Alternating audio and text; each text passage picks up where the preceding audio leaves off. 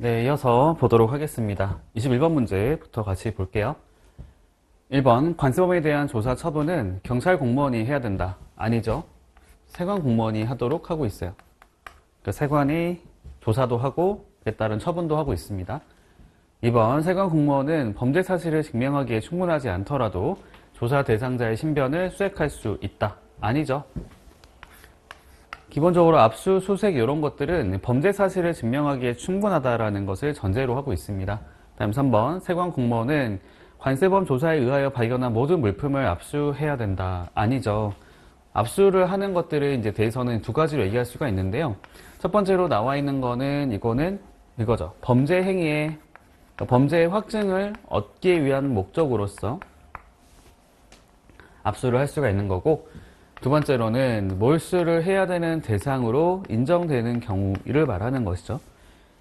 요거 아니고서는 압수를 할 수가 없고요. 압수를 한다고 했을 때 모든 물품 이렇게 되는 건 아니라는 거죠. 모든 물품이 아니라 이런 거에 관련이 되어 있는 것에 한해서만 압수할 수 있다. 다음 4번, 여성의 신변을 수색할 때는 성년의 여성을 참여시켜야 한다. 정답은 4번이 되겠고요. 5번에 이런 내용들은 없습니다. 정답은 4번이다 라고 골라주시면 되겠어요. 넘어가겠습니다. 그 다음 문제 22번, 관세 포탈죄 등에 따라 처벌될 수 있는 자로 옳지 않은 것은? 관세 포탈죄 등에 가서 보면은 여러 가지 항으로 나눠져 있는데요. 그 중에 하나가 이제 첫 번째 관세 포탈죄, 1항의 포탈죄고, 2항에 나와 있는 것이 이제 그거죠. 부정수입죄. 3항은 부정수출죄, 4장이 부정감면죄, 5장이 부정환급죄. 이렇게 들어가거든요. 그리고 관세 포탈죄를 말할 때는 일단 그 호에 세 가지가 있는데, 일단 거기 보면 첫 번째와 두 번째 보면 이게 핵심이 돼요. 세액 결정에 영향을 미쳤다라는 거 있죠. 이것이 전제로 깔려 있어요. 이게 바로 이제 관세 포탈죄에 해당되는 것이고, 요거는 이제 그거잖아요. 이 부정한 수입이죠. 부정 수입자가 되는 거고. 그러니까 사실 첫 번째 나와 있는 것들이 요게 부분품으로 수입한다고 돼 있잖아요. 여기 첫 번째 항에 3호로 들어가 있어요. 70조 1항에 3호 들어가 있는데 얘는 관세 포탈죄는 아니고 부정 수입죄로 분류를 합니다. 그러니까 부정 수입죄가 두 가지가 있다는 거를 말씀드리는 거예요. 얘는 관세 포탈죄. 그 다음에 3번의 경우에는 부정 수출죄가 되겠고요. 네 번째는 부정 감면, 이거는 감면이죠. 부정 감면. 맨 마지막은 이제 부정 환급이 되는데, 일단 다 해당이 되기는 해요. 해당이 되는데, 이제 어디가 잘못된 거냐를 봤을 때는, 이런 것들을 주의할 필요가 있거든요. 그때, 뭐뭐를 포함한다, 제외한다 라는 표현이 있는데, 요거 있잖아요. 구매 대행 업자를 포함합니다. 요거 이제 앞에 나왔던, 그거 말하는 거거든요. 관세 포탈을 목적으로 하는 구매 대행 업자들이 있어요. 앞에 납세무자 부분 기억나실 것 같은데, 이거에 대해서 화주한테는 이 물품의 가격을, 그러니까 세금이랑 다 포함해서 적정하게 돈을 받았는데, 요거를 신고인이라고 하는 관세사 측에다가 이 물품의 가격을 낮춰서 이제 알려주게 된 거죠. 거짓 정보를 제공하게 된 것이고, 그에 따라서 관세 포탈이 발생하게 됐을 때, 그때도 이제 구매 대행업자가 연대납세 의무를 지는 거 말고도 관세 포탈죄까지 적용된다라고 이해하고 계시면 되거든요. 정답은 2번이 되겠습니다. 넘어갈게요. 그다음에 3번이 아니라 23번. 이거는 조금 그렇죠. 한국원산지정보원이 수행하는 사업으로 명시되어 있는 것은, 원산지정보원이라고 하는 것이 그 전에 이제 명칭이 국제원산지정보원이었습니다. 아마 들어본 적이 있었을 수 있어요. 왜냐하면 저희 주변에 보다 보면은 원산지 관리사라는 자격증이 뭔지 알고 들어본 적 있으시잖아요. 원산지 관리사를 이제 시행하는 기관이 바로 원산지 정보원입니다. 참고로 저는 원산지 정보원으로부터 이제 여기 언급되어 있지는 않은데 전문 교육이라고 하는 것이 있거든요.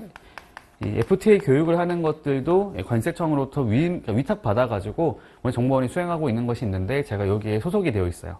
강사 풀로 들어가 있어서 저도 이제 이렇게 배정을 받으면 강의를 하고 있는 사람이거든요. 근데 이게 사실 잘 모를 수 있어요. 이게 본 적이 없겠죠. 정보원이 뭔지 몰랐을 수도 있는데, 조금 말씀을 드려보면은 원산정보원이 하는 역할이 뭐냐면 주로 하는 게 이런 것들이에요. 연구 용역을 수행하는 것들이 있고, 그다음 시스템 구축을 하는 것들이 있고, 그다음에 정보를 분석하고 제공하는, 그러니까 정보는 연구와도 관련이 있겠죠. 이런 것들을 주로 합니다. 이런 것들. 그러니까 직접 업무를 수행하는 기관은 아니고요. 예, 여기서 이제 이런 것들을 업무를 수행함에 있어서 필요한 어떤 연구나 정보나 시스템 이런 것들을 이제 구축해주는, 제공해주고 구축하고 이런 것들을 하는 기관이라고 보시면 되거든요. 1번이 정답이에요. 예, 시스템 구축 및 운영이잖아요. 1번이 정답이 되고, 사실 다른 것들은 봤을 때 뭔가 좀 아닌 것 같다라는 느낌을 받았을 거예요. 일단 요건 아니겠죠. 인증서 발급이랑 뭐 증명서 발급 이런 건 아니었을 거 아니에요. 조사 처분도 당연히 요거는 세관이 하는 거니까 요거 관련이 없을 거라 보일 거고, 정답 이제 5번이나 헷갈릴 수 있었을 것 같은데 요것도 아닙니다. 이런 역할을 하지는 않고요. 정답은 1번이에요. 사실 원생 정보원에 대해서 이렇게만 알고 계셨어도, 그러니까 내용들을 다 모르고 앞서 제가 말씀드렸던 요거 정도, 세 가지 정도만 언급했던 거 있잖아요. 그것만 알고 있었어도 이 문제를 맞추는 데는 전혀 어렵지 않았다라고 생각이 듭니다. 왜냐하면 나머지 보기가 너무 쉬웠어요. 너무 이상한 것들을 갖고 왔기 때문에 그냥 요거 하나만으로도 얘가 정답인데? 라고 보였을 것 같아요. 근데 아마 이거 한 번도 아예 안 봤다고 하면은 모를 수 있습니다. 그거 어려울 수 있다고 생각이 들어요. 24번 문제 보겠습니다. 수출입 안전관리 우수업체 안전관리 기준 준수도 측정평가 결과를 활용할 수 있는 사항으로 명시되지 않은 것은 이라고 되어 있어요. 네, 저희가 이제 그거잖아요. AO라고 하는 제도가 있죠. 관세청장이 수출입 안전관리 우수업체로 공인하는 제도가 있는데, 이 공인 여부와 관계없이, 공인 신청 여부와 관계없이 관세청에서는 정기적으로 이 모든 업체 대상으로 해서 이 안전관리 준수도 측정평가라고 하는 것을 하게 돼요. 측정하고 평가해서 평가 결과 우수한 업체에 대해서는 이렇게 혜택을 제공해 주는 것들이 있거든요. 여기 보면 뭐 통관 절차를 간소화시켜 주겠다, 검사를 좀 낮춰 주겠다, 이런 것들이 있는데 정답은 5번입니다. 사실 요거는 좀 헷갈릴 수 있었다고 생각이 드는데요. 벌금을 감경하지는 않고요. 이 관세 행정 제재를 감경하는 것들은 고려하긴 하지만 이 벌금이라 하는 것은 사실 여기 있는 이 관세 행정기관의 역할이 아니거든요. 권한이 아닙니다. 이 벌금에 부과하고 하는 것은 이제 법원에서 하는 거기 때문에 관세 행정기관하고는 무관하다고 보시면 되고요. 이 행정기관에서 하는 것들이 이런 것들이죠. 과태료나 뭐 과징금이나 여기 뒤에 나왔던 행정 제재라고 하는 것들 있죠. 뭐 물품 반입 정지라든지 이런 것들을 고려할 때, 뭐 취소를 하거나 이런 거 할 때, 그럴 때 고려할 수 있는 것들이지 이 벌금에 대한 거는 아예 권한 자체가 없다고 보시면 돼요. 요거는 법원에서 판단할 문제입니다. 정답은 5번으로 골라주시면 되겠고요. 그 다음 문제에 가보겠습니다. 네, 세관장보의 상호 교환 등에 따라 관세청장이 수출입 신고 자료 등을 다른 국가와 교환할 수 있는 사유가 아닌 것은, 이것도 이제 그럴싸하죠. 다 그럴싸한데 이렇게 1번이 관련이 없었어요.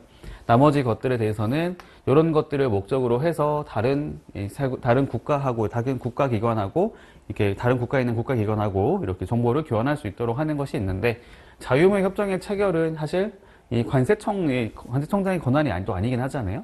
이런 것들은 이제 행정부끼리 행정부의 수장끼리 나서서 하는 것이고, 뭐 요거는 외교부라든지 아니면 기획재정부가 나서가지고 하는 것을 말하는 거기 때문에 관세청장하고는 전혀 상관이 없습니다. 뭐 관청장이 무역협정을 체결할 건 없잖아요. 그러진 않는다라는 거. 정답은 1번이었고요. 26번 문제도 사실 어렵진 않았던 문제이긴 한데 조금 헷갈릴 만한 주제는 있었다고 생각이 들어요. 왜 그러냐면은 여기 마약류, 원료물질, 그 다음에 임시 마약류가 있잖아요. 요걸 세 개 합쳐가지고 이제 마약류 등이라고 표현을 쓰거든요.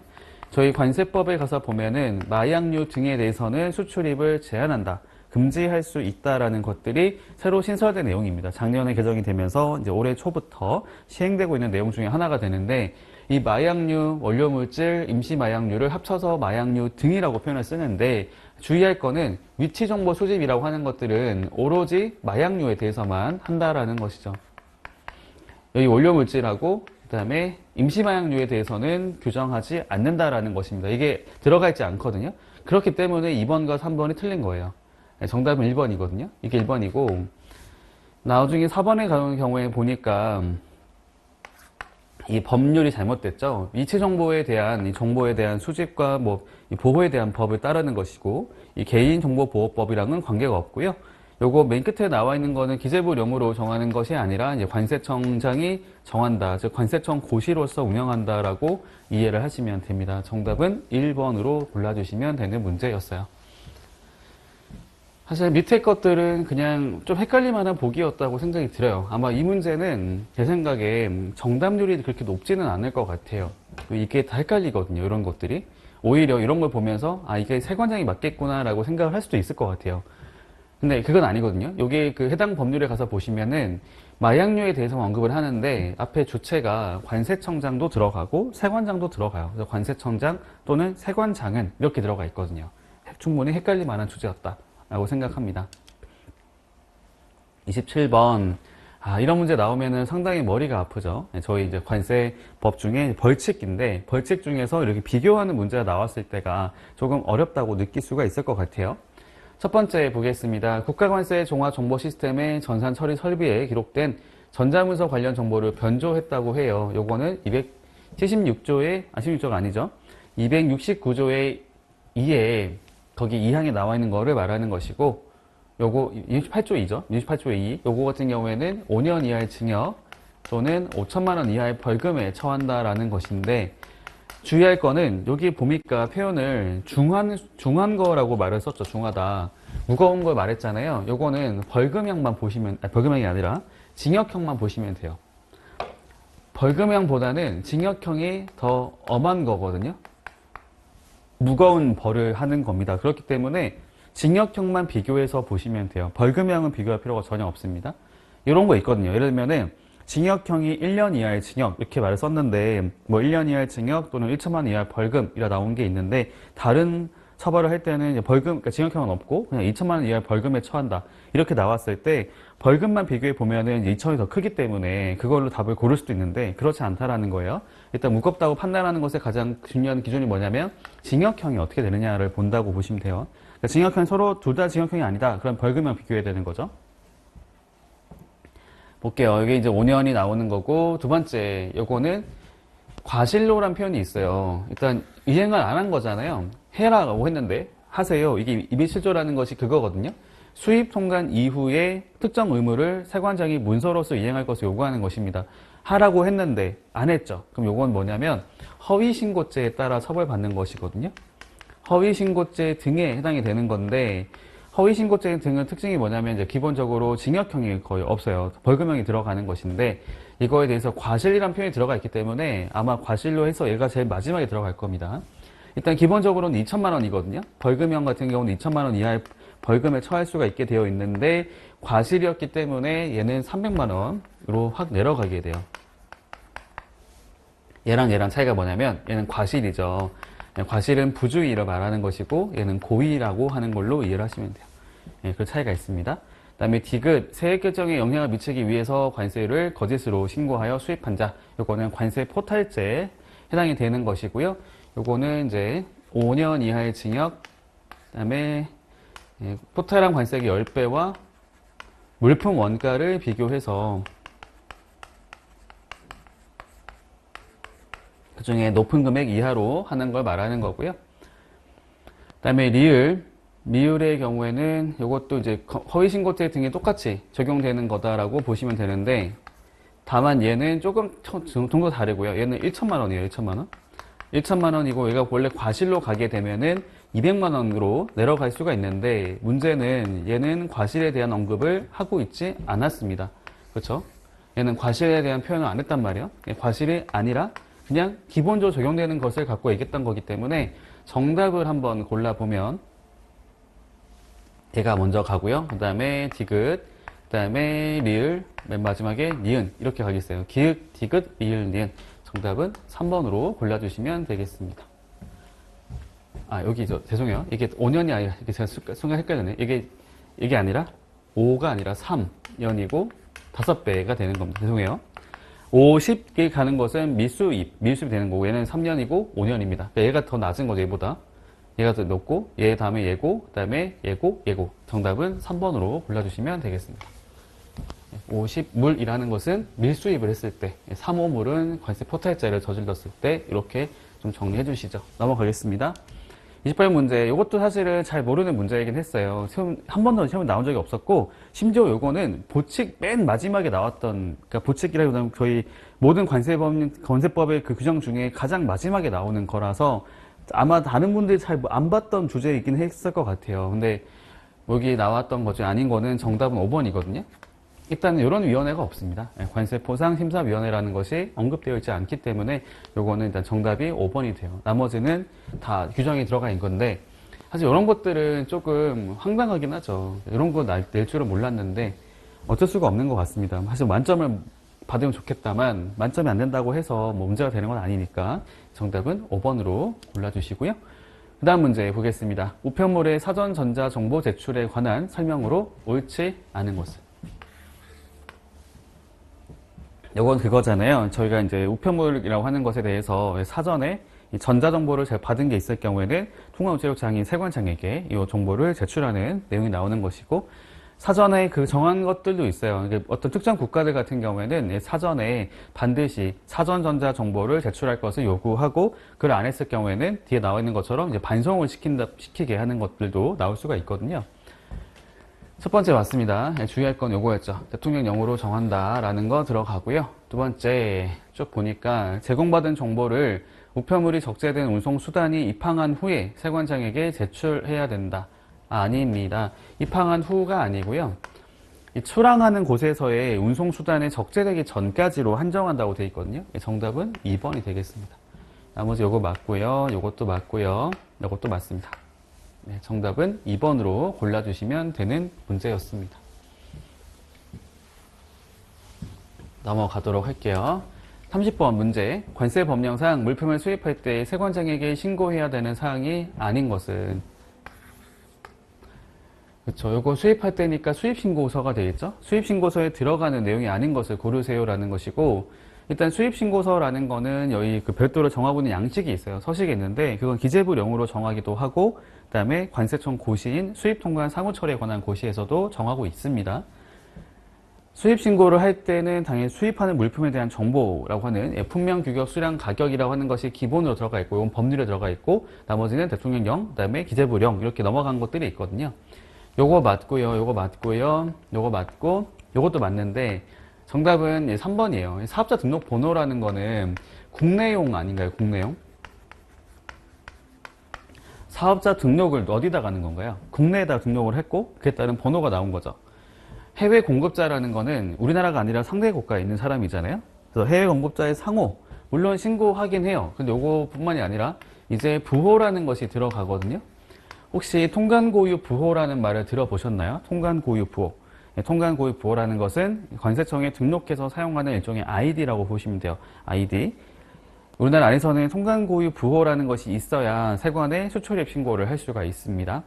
그 다음에 수출입 신고를 할 때 이 해외 공급자라고 하는 것은 수입할 때를 말하는 거죠. 해외에서 물건을 만들어서 공급을 했으니까 해외 공급자에 대해서는 해외 공급자 부호라는 것을 수입 신고서에 적게 되어 있고요. 신고를 같이 하게 되어 있는데, 사업자 등록번호가 아니라 아까 말씀드렸던 해외 구매자 부호라는 것이 적는 것이고, 사업자 등록번호라는 것을 이제 따로 갖고 있지는 않습니다. 정답은 3번이 된다라는 거죠. 그러니까 이런 것들은 사실 조금 그런 생각이 들더라고요. 이 모든 것들을 다 평소에 공부를 하진 않았을 수 있겠다. 왜냐면 그만큼 조금 잘 안 보는 부분도 냈다라는 것이 생각이 드는데, 또 한편으로는 조금 상식적으로 생각해 보면 조금 내용 상식이라기보다는 조금 내용을 이해를 하고 계신다고 한다면 내가 보지 않았던 문제를 하더라도 답을 고를 수 있었던 그런 내용들이 있지 않았나라고 생각이 든다라는 겁니다. 넘어갈게요. 옳지 않은 거. 국제항해에 관한 설명으로 옳지 않은 거 맞죠? 대통령령으로 정하고 있고요. 그 다음에 밑에 나와 있는 그 지정 요건이라는 것들이 나눠져 있잖아요. 이 공항하고 이제 항구로 나눠져 있는 거고, 공항은 여객에 대한 얘기 나오고, 여객수. 항구 같은 경우는 이제 화물량에 대한 얘기를 하는 것인데, 5,000톤급 이상 선박이 연간 50회 이상 입항하거나 입항이 예상되는 지역이 나오고 맞고요. 요것도 맞고요. 대통령령. 그 다음에 4번, 국제안이 아닌 지역이 국제무역선이 출입 시 납부되는 출입허가 수수료 금액이 1만 원에 안 된다고 했을 때는 징수하지 않는 것이 아니라 최저 금액을, 징수 금액을 1만 원으로 한다라고 되어 있어요. 정답은 4번이 되겠고요. 5번, 유조선의 청소작을 위하여 법령 또는 권한 있는 행정관청이 정하는 일정한 장소에 입항하는 경우에는 징수하지 않는다. 네, 맞습니다. 여기 징수하지 않는 것에 대상이 되는 것들은 이 부득이한 사유로 인한 것들이 쭉 들어가게 되어 있어요. 법령에 의하거나 아니면 그 원래 가려고 했던 장소에 협소하거나 뭐 기타 등등의 사유가 있어가지고 이걸 내가 원해서 간 게 아니라 이제 부득이하게 어쩔 수 없이 강제로 입항이 되는 경우 등이 들어가거든요. 정답은 4번이 되겠습니다. 넘어가도록 하고요. 32번 문제. 특허 수수료에 대한 설명으로 옳은 것은 일단 두 개로 나눠볼 수가 있는 거죠. 특허 수수료 같은 경우에 저희가 보세 판매장이라고 하는 거하고 나머지로 나눠서 정리를 할 수가 있습니다. 기타. 보세 판매장의 경우에는 연 매출액을 가지고 수수료를 계산하고 있죠. 연간 매출액. 기타 같은 경우에 나머지는 연 면적을 가지고 하고 있다라는 것이고요. 얘는 연 단위가 되는 거고 부과 기준, 징수 기준이 얘는 분기 단위로 다음 달에 분기 거를 이번 분기 말까지 다음 분기 거를 납부하게 되어 있고 얘는 이제 4월 30일까지가 돼요. 얘는 이제 분기 단위로 매 분기 말까지가 됩니다. 이렇게만 알고 계셔도 어느 정도는 정리가 가능했을 거다라고 보는 거죠. 보겠습니다. 보세 창고 나왔잖아요. 매출액 아니죠. 아까 말씀드렸던 것처럼 기타잖아요. 판매장을 제외한 나머지들은 연면적을 가지고 하는 겁니다. 이게 원칙이거든요. 이게 원칙인데 위에 나왔던 보세 판매장을 예외로 두는 이유가 이제 뭐냐면은 보세 판매장은 보통 다 특징이 뭐냐면 면적이 넓지는 않는데 넓지 않은 그 공간에서 엄청난 매출이 발생한다라는 거죠. 그렇기 때문에 면적 단위가 아니라 매출 단위로 수수료를 징수한다고 보시면 돼요. 보세 판매장은 연 단위는 맞죠. 연 단위는 맞는데 다음 연도 1분기 말까지가 아니고 4월 30일까지가 됩니다. 참고로 이 내용이 예전에 개정이 된 거거든요. 그 전에는 3월 31일까지였어요.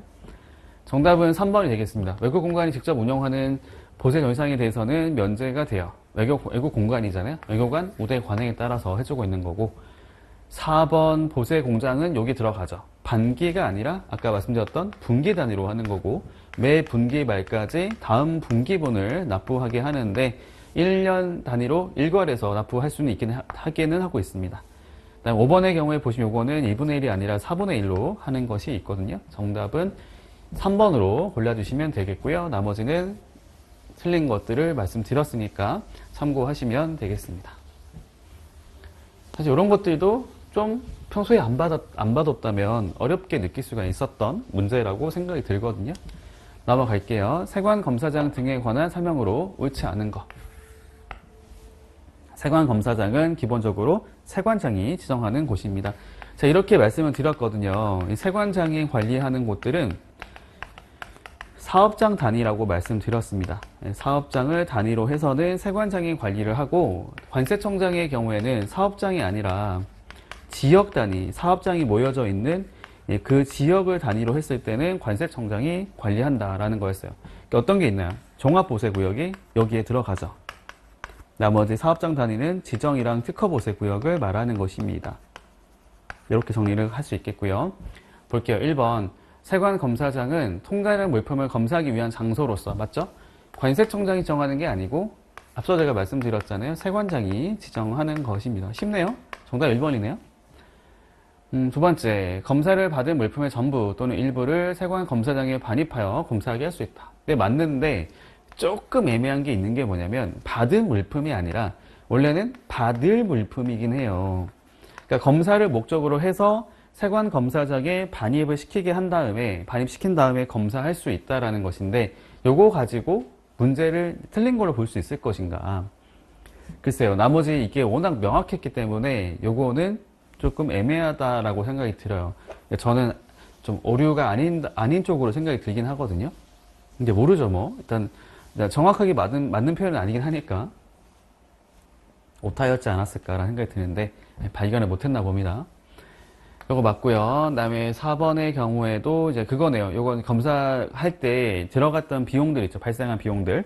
컨테이너 화물로서 중소기업 또는 중견기업이 이제 해당 물품이 화주가 되어야 하고, 그다음에 신고했던 그 결과가 실제의 물품과 현품과 일치가 되어야 한다라는 것이 있을 때 관세청장이 지원할 수 있죠. 그러니까 여기 정하는 예산의 범위 안에서 지원할 수 있다고 나오는데 적재물 목록은 제외가 되는 게 맞아요. 왜냐면 다 맞거든요. 기본적으로 저희가 세관에다 신고하는 것들이 일치가 되어야 하는 것인데, 다만 적재물 목록이라 하는 것들은 이 화주가 작성하는 것도 아닐 뿐더러 이거는 그 상대 국가 있죠. 해외에서 작성된 걸 가지고 국내에 있는 파트너가 그대로 이제 이걸 가지고 제출을 하는 거기 때문에 사실 요거는 처음부터 한국에 있는, 국내에 있는 누군가가 잘못했다고 보기는 어렵습니다. 요거 감안해 준 거죠. 요것만 예외로 봐준 거고 나머지는 모두 신고 내용과 일치가 될 것을 요구하고 있습니다. 정답은 1번이다 라는 거 말씀드리고요. 넘어갈게요. 34번 문제, 쉬운 문제죠. 물품 반입 정지 사유에 해당하지 않는 것은, 제가 강의할 때 이런 말씀을 드린 적이 있었어요. 이 물품 반입 정지 사유는 일종의 영업 정지와 같다라고 이해할 필요가 있다. 이해하라고 말씀을 드렸고요. 영업 정지를 왜 하는 거냐면 이 업무를 하는 데 있어서 필요한 영업 능력에 뭔가 문제가 있다라는 거죠. 부재 또는 하자가 있다라는 걸로 이해를 하시면 됩니다. 여러 가지가 나올 거예요. 어떤 법규 준수라고 하는 것도 들어가겠죠. 법령을 성실하게 준수를 하지 않는다라는 게 나올 거고, 그다음에 자본에 대한 거, 자금에 대한 거 나올 거고요. 그다음에 이제 물품 자체에 대한 얘기를 하는 것들도 있습니다. 물품이나 어떤 특정한 어떤 작업에 대한, 기능에 대한 얘기를 하는 것들이 나올 수가 있거든요. 맞죠? 그다음에 이거 틀렸거든요. 이게 왜 틀린 건지 말씀드릴게요. 이 3번 맞고요. 이 4번도 맞고요. 이것도 시설 들어가죠, 당연히. 이것도 맞습니다. 재고조사를 했는데 원자재 소유량 관리가 적정하지 않다. 그 말은 이 수입하는 물품에 대해서는 과세가 적정하게 되고 있지 않다. 관리가 소홀하다라는 걸로 가지고 영업 능력이 좀 문제가 있다. 이런 기능상의 문제가 있다고 보는 거거든요. 2번이 정답인데 얘는 기간이 틀렸어요. 그러니까 물품이 이제 반입 판출이 없다라는 것은 당연히 영업 능력이 없다라고 생각할 수 있어요. 있는데 다만 그 기간이 6개월이 아니라 1년이죠, 1년. 1년 동안 계속해서라는 표현을 쓰는 거고 6개월은 보세 작업에 대한 얘기를 하는 겁니다. 보세 작업, 그러니까 보세 창고랑 보세 공장에 대한 얘기를 하는 것이다. 정답은 2번이다 라는 거 쉽게 골라낼 수 있었다고 봅니다. 뭐 내용이 사실 어렵지는 않아요. 넘어갈게요. 그 다음 문제 35번 문제. 여기서부터 FTA가 되는 거죠. FTA 같은 경우에 사실 이거 좀 특징이 뭐냐면은, 저도 특강을 했었잖아요. 특강을 매번 하고 있는데 그동안 나왔던 문제 유형과는 좀 달랐어요, 이번에. 그러니까 원래 쭉 내던 문제 유형들이 있었거든요. 예를 들면은 모의증명서 발급 기관이라든지 유효, 그다음에 유효 기간, 그다음 회신 기간 뭐 이런 거 있잖아요. 그거랑 그다음에 긴급 관세 부과라고 하는 것까지 거의 매번 내고 있었던 건데 그거 관련 문제가 하나도 안 나왔어요. 하나도 안 나와서 5점의 FTA를 그렇게만 달달 외웠던 분들은 굉장히 당황스러울 수 있었던 내용이 아니었나라고 생각이 들어요. 아마 많은 분들이 관세법 개론에서 점수가 잘 안 나왔다고 생각이 든다면 아마 FTA 쪽에서 답을 좀 점수를 많이 얻지 못했을 가능성이 높다고 생각이 들거든요. 근데 사실 문제 자체는 어렵지 않았습니다. 그 중에 개정된 것들이 2가지가 나왔거든요. 요거 개정된 것 중에 하나잖아요. 요거는 아마 알고 계셨을 거라고 생각이 들어요. 왜냐면 요거는 FTA뿐만이 아니라 관세법도 동일하게 개정이 됐기 때문에 모르진 않았을 거라고 생각하고요. 얘가 12랑 60이잖아요. 너무 쉬웠던 문제죠. 원래는 40이었는데 이번에 개정을 통해서 60으로 개정이 됐어요.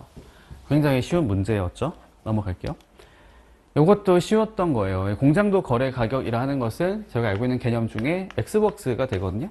X웍스, EXW인데 여기에는 뭐냐면 이제 여기에는 내국세가 들어가고 내국세를 공제한 가격을 말한다라는 겁니다. 제외한 가격. 왜냐하면 기본적으로 여기 나는 물품 원가 가격이라는 것은 물품 원가에다가 플러스 이윤 등이 붙는 것이거든요. 예, 그런 걸 가지고 저희가 가격을 정하잖아요. 원가를 구성하는 것이 아니면 당연히 여기 가격 안에 포함되면 안 되는 거죠. 환급이 된다면서요. 주로 뭐가 되나요? 우리나라 같은 경우에는 부가가치세 같은 게 환급이 됩니다. 그러니까 정확히 말씀드리면 영세율 적용이 되는 거죠. 그렇게 되는 것들을 빼요. 왜? 부담한 게 아니니까. 당연히 부담한 게 아니라서 물품 가격을 구성하는 걸로도 볼 수가 없습니다. 정답은 요거잖아요. 3번이 되겠죠. 내국세 공제. 굉장히 쉬웠던 문제였어요.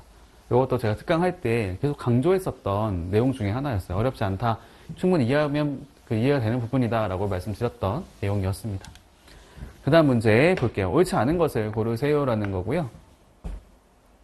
이거는 협정관세 적용에 관련된 것인데 제가 특강할 때는 그런 말씀 드린 적이 있었거든요. 이제 저희가 여기 나와 있는 FTA 특례법 관련된 모든 내용들을 정리하는 것은 사실상 시간 낭비다, 비효율적이다 말씀드리면서, 그래서 적어도 다른 건 몰라도 협정관세에 관련된 거는 대통령령으로 정한다라는 것은 알고 계시고, 그 외 나머지들은 다 거의 다 기재부령으로 정한다라는 것만 좀 챙겨보셔라라고 말씀드렸거든요. 그것만 알았어도 정답을 골라낼 수가 있었어요. 1번입니다.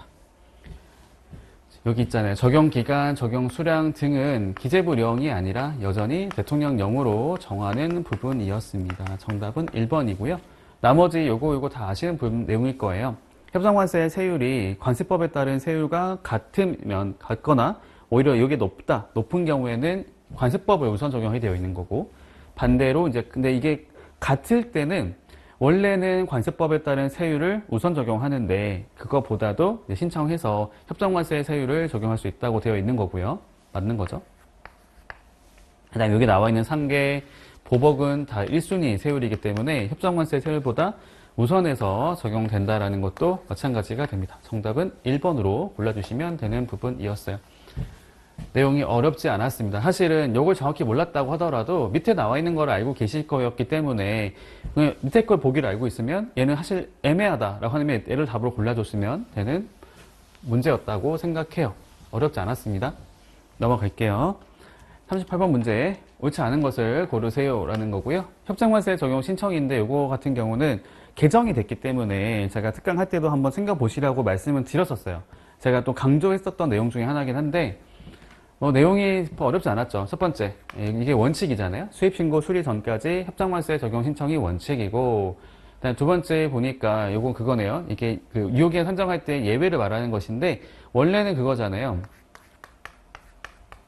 1년이 아니라 유효기간 이내라고 해야겠죠. 협정이 여러 가지가 있을 테니. 원래는 유효기간 이내여야 한다. 그러니까 유효기간이 경과되면 안 된다라고 하면서, 그거에 대한 예외로 나오는 것이 두 가지가 있잖아요. 도착 후, 그러니까 유효기간 내 도착이다 이렇게 쓸게요.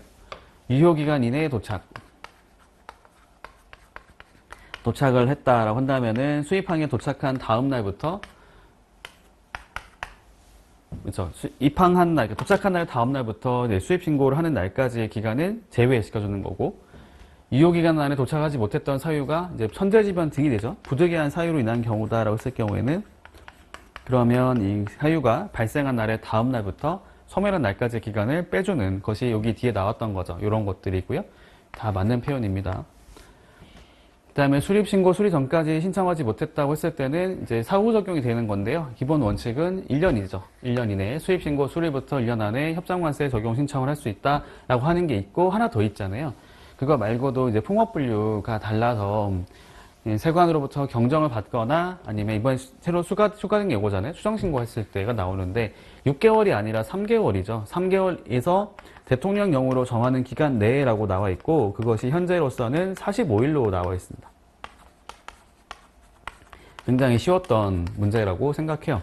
정답은 5번입니다. 이것도 제가 특강할 때 계속 설명을 좀 강조했었던 부분 중에 하나였어요.